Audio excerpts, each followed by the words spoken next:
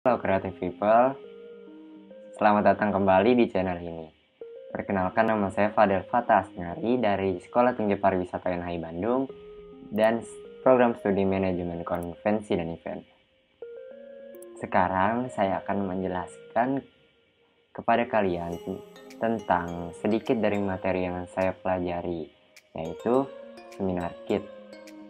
Di video ini kita akan membahas tentang pengertian seminar kit, fungsi-fungsi dari seminar kit, dan contoh dari seminar kit, dan yang terakhir, tren dari seminar kit. Langsung aja ke videonya ya teman-teman. Seperti yang saya bilang, sekarang saya akan menjelaskan tentang seminar kit.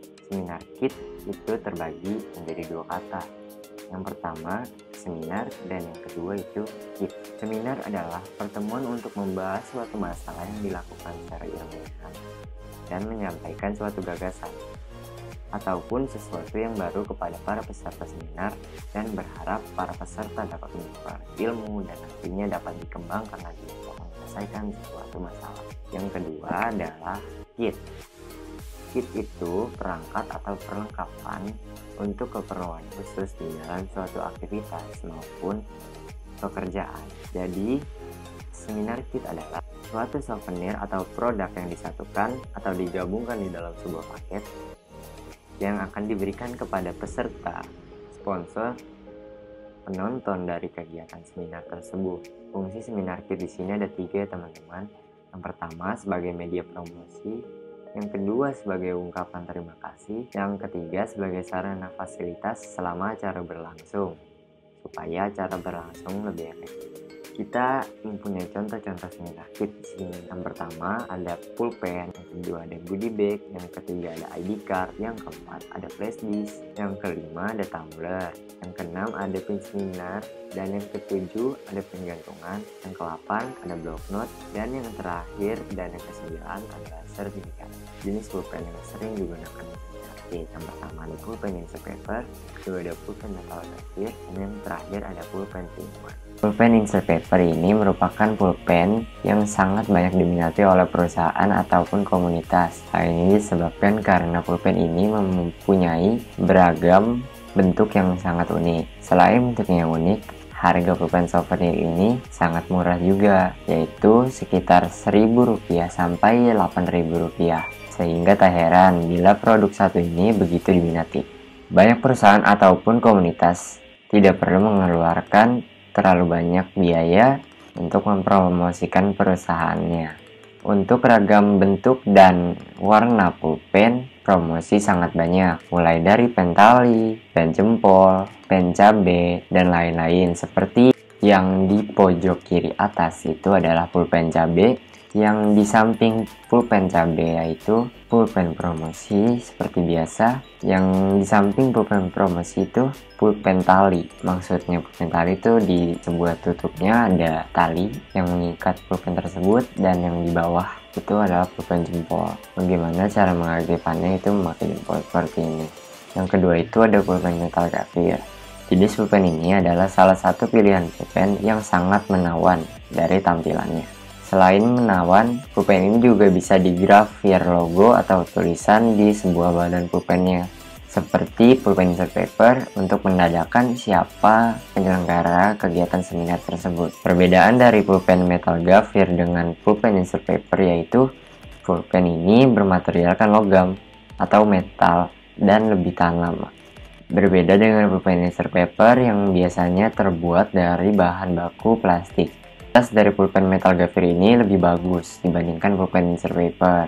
Tapi kekurangan dari pulpen metal grafir ini adalah harganya yang lebih mahal dibandingkan dengan pulpen insert paper, yaitu sekitar Rp8.000 sampai dengan Rp15.000. Yang ketiga ada pulpen 3-in-1. Jenis pulpen ini adalah pulpen yang terbuat dari bahan baku nikel. Jadi pulpen ini sangat kuat dan juga tidak berkarat dan sangat berkesan elegan dan eksklusif. Selain itu, pulpen ini mempunyai fungsi yang banyak seperti namanya 3-in-1. Fungsi yang pertama ini sebagai pulpen seperti biasa untuk menulis, dan fungsi yang kedua sebagai flash disk untuk menyimpan data-data kepentingan Anda. Ketiga, sebagai pointer atau laser yang biasa digunakan para presenter atau pemateri yang ada di kegiatan seminar tersebut.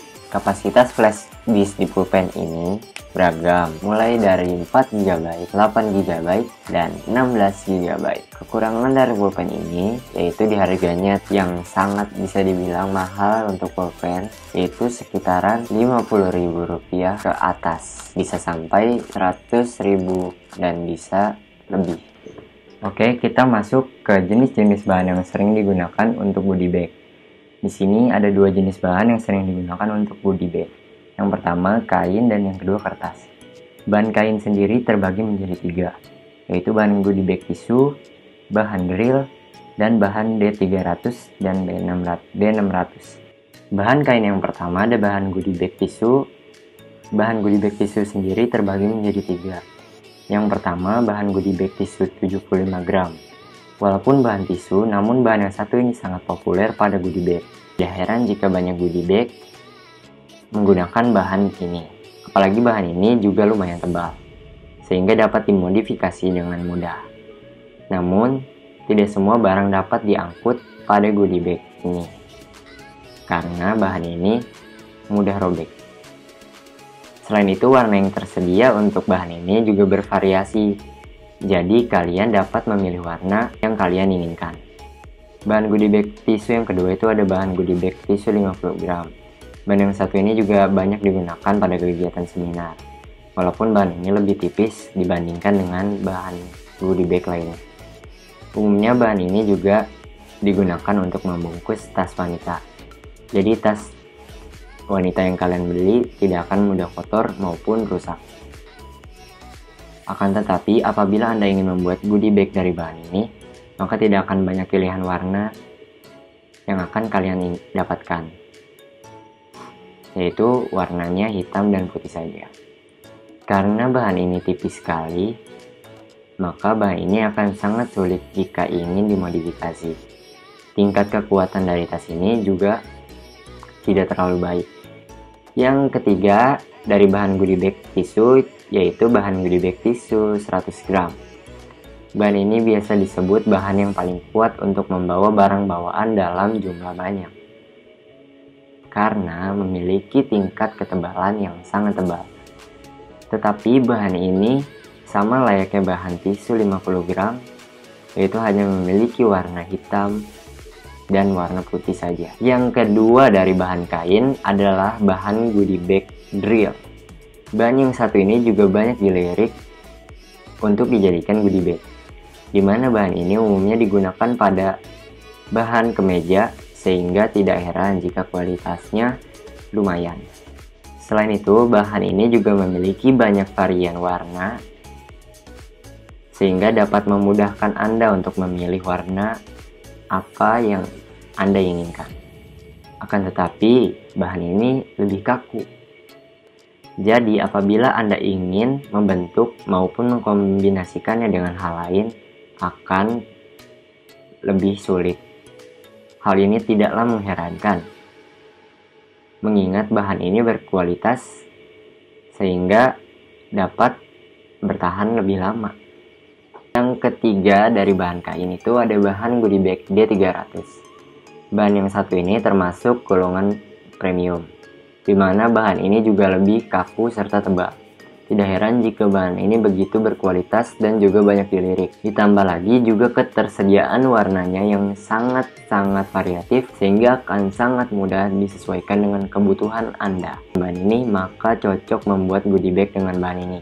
Apalagi jika pangsa pasar promosi Anda adalah kelas menengah ke atas. Bahan goodie bag D600. Jika kain dengan bahan D300 memiliki tekstur yang kaku, lain halnya dengan bahan D600. Bahan D600 ini termasuk jenis kain kelas premium yang memiliki tekstur sedikit lebih tebal. Sebelum dipotong dan dijahit menjadi sebuah goodie bag, bahan D600 ini harus dijemur terlebih dahulu. Ketika menjemurnya, pastikan sampai permukaan bahannya benar-benar kering dan kaku. Penjemuran ini dilakukan agar ketika bahan D600 dijahit, maka jarum yang ada pada mesin jahit yang akan digunakan tidak akan patah. Jika Anda mengabaikan proses penjemuran ini, jangan salahkan apabila jarum mesin jahit Anda akan lebih sering patah dan hasil jahitan yang terbentuk akan memberi kesan yang kurang rapi.